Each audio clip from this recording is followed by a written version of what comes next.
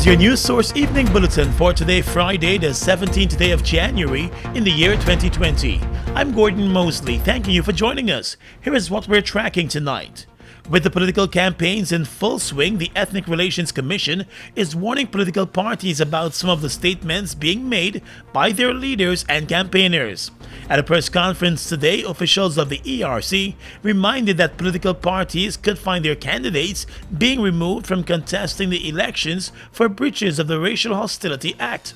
Chairman of the ERC, Reverend John Smith, said the commission is concerned about what has been taking place with the election campaign, which is still in the early stages. He said candidates and the parties they represent must be careful of the language they use on the campaign trail, since there could be repercussions not just for the candidates, but also for the political parties they represent.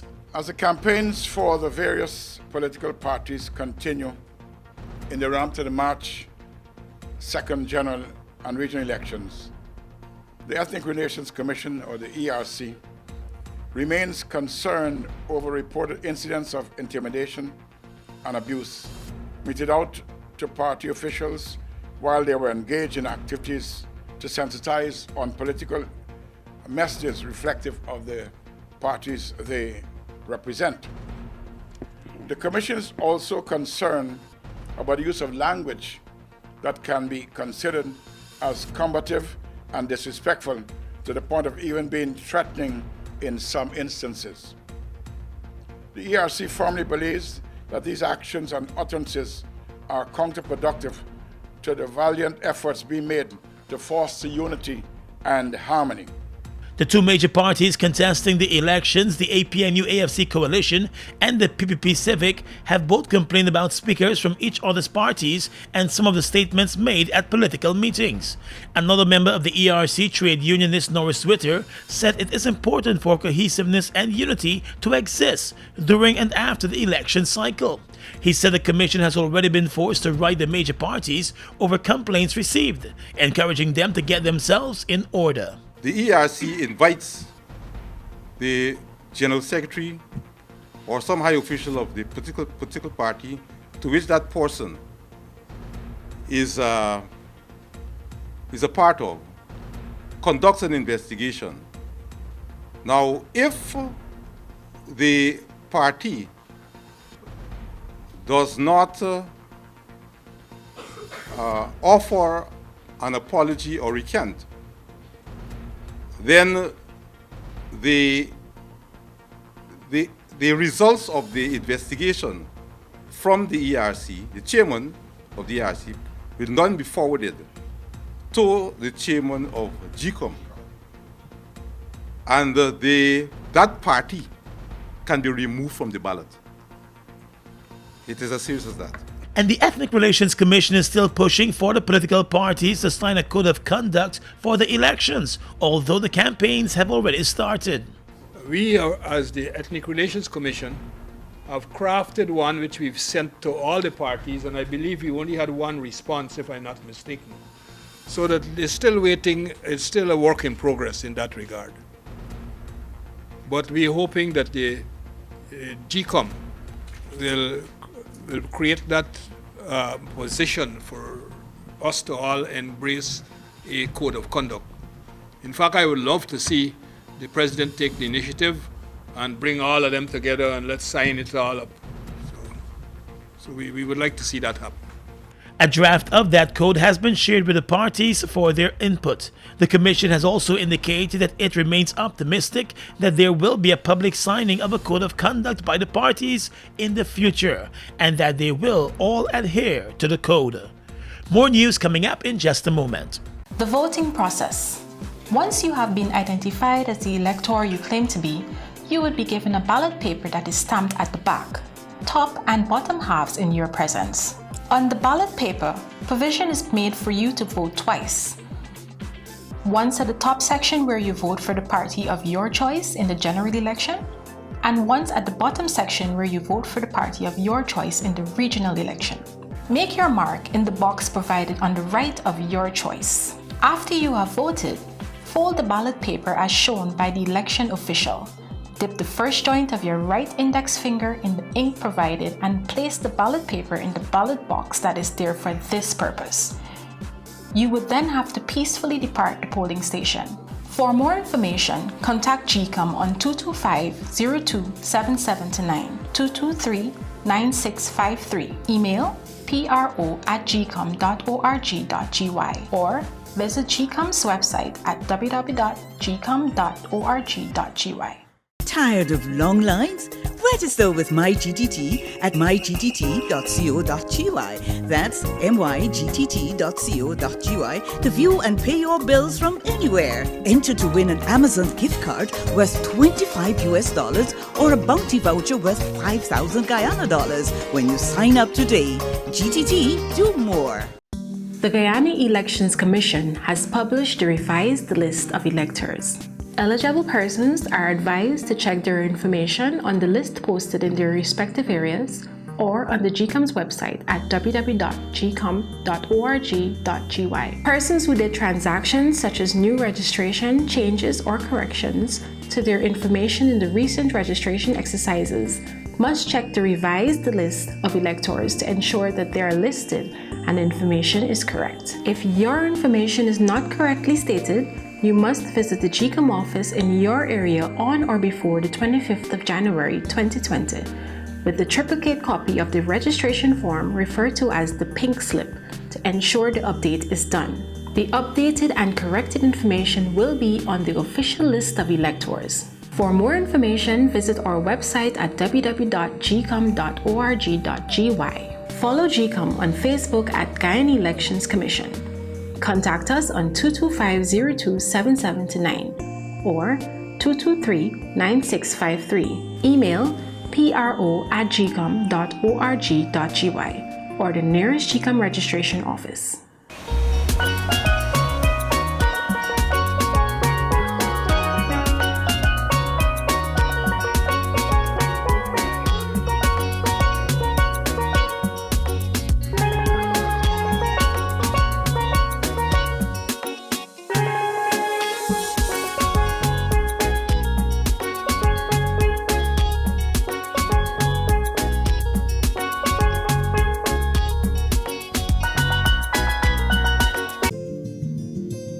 GBTI is your Guyanese bank, a bank that understands every customer's unique needs, opportunities, challenges, and financial concerns. At GBTI, we see you for you. Whether you're buying a new home or car, planning your next vacation or retirement, saving for your child's future, or whether you're ready to take that bold step of investing in your dream business idea, we are with you every step of the way. We hear your stories and watch you focus on your dreams as we share your aspirations. We are more than just banking. We are a family. We are part of your community. Our commitment extends way beyond the walls of our branches and is demonstrated every day in the opportunities we provide to our individual and business customers. The support, time, and commitment we give back to communities across Guyana to help improve the lives of our Guyanese families. Because we see Guyana through your eyes. We are legions of men standing strong, but never too proud to stoop and help someone. We must send a clear signal to all. Do right, walk in upright ways, knowing that's what being a man is all about. And ever aware that things will only get worse when good men do nothing. Stand strong. Be the one to live right. Fuel it up and drive, Super 95. Fuel it up and drive, Super 95. Protect your fuel system, boy. High mileage and performance, boy. Guy Super 95 gasoline gives you more reasons to drive and is available at 56 service stations nationwide. For affordable price, high performance, and high mileage, choose Guy's Super 95 gasoline. Fuel it up and drive! Welcome back. A probe conducted by the Georgetown Public Hospital has found that a counseling and testing card that was paraded on social media by beautician Lolita Lola Calendar did not originate at the Georgetown Hospital and was not an authentic document. The chief executive officer of the hospital, retired Brigadier George Lewis, made the confirmation to News Source today. He would offer no other details about the probe. News Source has learned that following the findings of the probe by the Georgetown Hospital, the National AIDS Program Secretariat conducted its own investigation. The fake testing card has been traced to an HIV counselor tester who works on the NAPS at the National Care and Treatment Center. It is suspected that he may have provided a blank card, thereby allowing false information to be inputted. The same counselor tester also worked at a non-governmental organization that is involved in the fight against HIV/AIDS. His contract with that organization ended in December, News Source has learned. He would have had access to the HIV test cards at both workplaces.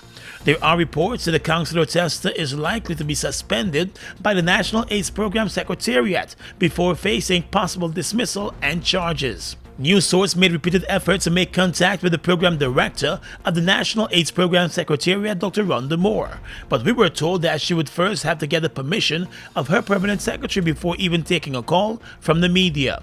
The permanent secretary of the Public Health Ministry could not be reached today.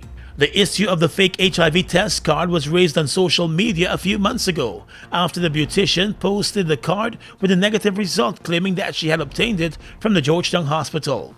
The card was quickly flagged on social media as fake by some workers of the hospital, who recognized that instead of a stamp with the Georgetown Hospital's name, the name was written on, and the name of the tester who signed the card was not someone known to the hospital. The beautician returned to Guyana a few months ago after serving a jail sentence in Tortola for faking an HIV test in that island. 4 persons were taken into custody by the Customs Anti-Narcotics Unit yesterday after being nabbed with more than 48 pounds of marijuana and close to 6 pounds of cocaine. The bust took place on Mandela Avenue yesterday afternoon as KANU carried out an operation. The operation was launched following a tip-off that was received by KANU that the illegal drugs had been delivered to a fertilizer truck that was laden with other commodities. The truck was found parked in the vicinity of John Finance Limited, and KANU agents moved in and carried out the searches, which unearthed the drugs. The drugs were found stashed in bags, and the marijuana is believed to have been smuggled into Guyana. The drugs were expected to be shipped to neighboring Suriname, KANU has learnt as part of its probe. The investigation is ongoing and charges are likely in the new week. Let's tell you now that the first oil exhibition has opened at the National Museum, providing an opportunity for visitors to learn more about Guyana's petroleum sector. Guyana officially became a petroleum-producing nation in December, and the exhibition features the first oil sample. The Director of Energy, Dr. Mark Bino, and the ExxonMobil Guyana CEO, Ron Hedson, both embraced the exhibition as they spoke about the importance of first oil to Guyana. This is a proud moment when every Guyanese at home and abroad should stand tall and hold their heads high. The exhibit is also free. It is gifted by ExxonMobil and its partners Hess and CNOOC to the people of this great country. And we wish to express our sincere appreciation to them for agreeing to doing this. We hope this exhibit will strike a chord with school children, with parents and teachers, with all Guyanese who come to visit. I'm sure that for many, the giant Liza Destiny vessel is as hard to imagine as the giant sloth just a few rings away. But I do assure you the Liza Destiny is real, and it is alive, and it is less than about 120 miles offshore from where we're standing today. The National Museum is hoping families will especially take advantage of the exhibition by bringing out the children to learn more about the oil sector and oil production in Guyana. In the courts right now, a 31-year-old minor was remanded to jail today for the trafficking of marijuana. Linden resident Lennox Jackman appeared before Magistrate Cheryl Marcus Isaacs and denied the charge that he had 658 grams of marijuana in his possession on the 16th of January for the purpose of trafficking. The man was nabbed by the police along the Mabura Trail. The marijuana was discovered in a bag that he had in his possession, and he was immediately arrested and charged even after he pleaded for his freedom. In court today, the accused requested bail, but the prosecution objected. The magistrate agreed with the prosecution and remanded the accused to jail until the 27th of this month for the continuation of the case. And 27-year-old beautician Lolita Callender, also known as Lola, who was found guilty of assaulting another beautician, was today ordered to pay the sum of $200,000 to the woman she assaulted. Lola, who was found guilty of the charge last year, was back in court today for her sentencing. Instead of a jail sentence, the magistrate ordered that she compensates her victim over her losses during the assault. The other beautician had complained to the court about her hair extension being damaged during the assault. The assault incident took place in April last year, as a war of words between the two escalated into the attack. Across the region is coming up next. The voting process. Once you have been identified as the elector you claim to be, you would be given a ballot paper that is stamped at the back, top and bottom halves in your presence. On the ballot paper, provision is made for you to vote twice. Once at the top section where you vote for the party of your choice in the general election, and once at the bottom section where you vote for the party of your choice in the regional election. Make your mark in the box provided on the right of your choice. After you have voted, fold the ballot paper as shown by the election official. Dip the first joint of your right index finger in the ink provided and place the ballot paper in the ballot box that is there for this purpose. You would then have to peacefully depart the polling station. For more information, contact GCOM on 225-0277-9, 223-9653, email pro@gcom.org.gy, or visit GCOM's website at www.gcom.org.gy. They've made a positive impact on the heavy-duty transportation industry in Guyana since they've arrived. Guyanese are amazed at their power, durability, efficiency, and superior handling capabilities. These are brand new trucks, manufactured in partnership with German, Italian, and French companies. They have a powerful reputation for operating under very adverse Guyanese conditions and come with full after-sales service and spare parts. They're the most sought-after trucks today, with over 500 units in Guyana, and they're available in over 100 countries, including South America and the Caribbean. Be smart. Buy brand new ST Howo trucks today. Call 608-4998 and arrange for an inspection at ST Truck Guyana Incorporated, Block B, Public Road, Covenant, East Bank, Demerara. The Guyana Elections Commission has published the revised list of electors. Eligible persons are advised to check their information on the list posted in their respective areas or on the GCOM's website at www.gcom.org.gy. Persons who did transactions such as new registration, changes, or corrections to their information in the recent registration exercises must check the revised list of electors to ensure that they are listed and information is correct. If your information is not correctly stated, you must visit the GCOM office in your area on or before the 25th of January 2020 with the triplicate copy of the registration form referred to as the pink slip to ensure the update is done. The updated and corrected information will be on the official list of electors. For more information, visit our website at www.gcom.org.gy. Follow GCOM on Facebook at Guyana Elections Commission. Contact us on 225-0277-9 or 223-9653. Email pro@gcom.org.gy or the nearest GCOM registration office.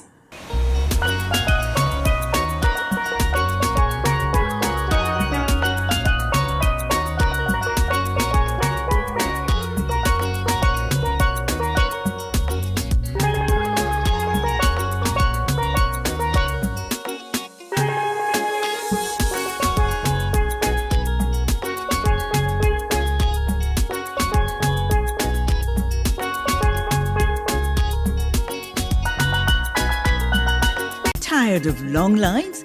Register with MyGTT at mygtt.co.gy.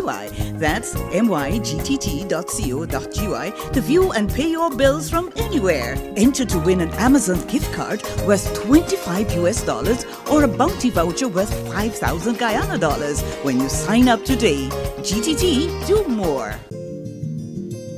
GBTI is your Guyanese bank, a bank that understands every customer's unique needs, opportunities, challenges, and financial concerns. At GBTI, we see you for you. Whether you're buying a new home or car, planning your next vacation or retirement, saving for your child's future, or whether you're ready to take that bold step of investing in your dream business idea, we are with you every step of the way. We hear your stories and watch you focus on your dreams as we share your aspirations. We are more than just banking. We are a family. We are part of your community. Our commitment extends way beyond the walls of our branches and is demonstrated every day in the opportunities we provide to our individual and business customers. The support, time, and commitment we give back to communities across Guyana to help improve the lives of our Guyanese families. Because we see Guyana through your eyes. Across the region right now, British Virgin Islands has taken a somewhat unconventional approach to action its medical marijuana initiative. Premier Andrew Foy said his government will distribute half-acre lots of land to approximately 100 citizens for the cultivation and production of medicinal marijuana. During a recent interview on the Honestly Speaking radio program, the Premier said the government hopes to have the marijuana program fully on-stream by May of this year. The Premier said his land distribution exercise will empower the lucky recipients, allowing them to captain their own ship and eventually secure their financial independence with medicinal marijuana. Former cabinet minister in Barbados, Donville Innes, was yesterday found guilty on several counts of money laundering in New York. He was charged with conspiracy to commit money laundering and 2 counts of money laundering involving $36,000. The trial started on Monday in the U.S. Eastern District Court in Brooklyn. The unanimous verdict was delivered by a 12-member mixed jury. The former minister under the last government was accused of leveraging his office as Minister of Commerce and Industry under the former government to help the Insurance Corporation of Barbados to secure insurance contracts.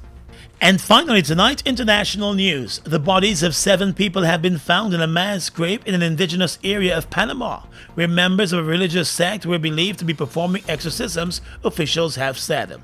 The victims included a pregnant woman and 5 of her children. 15 other people were freed.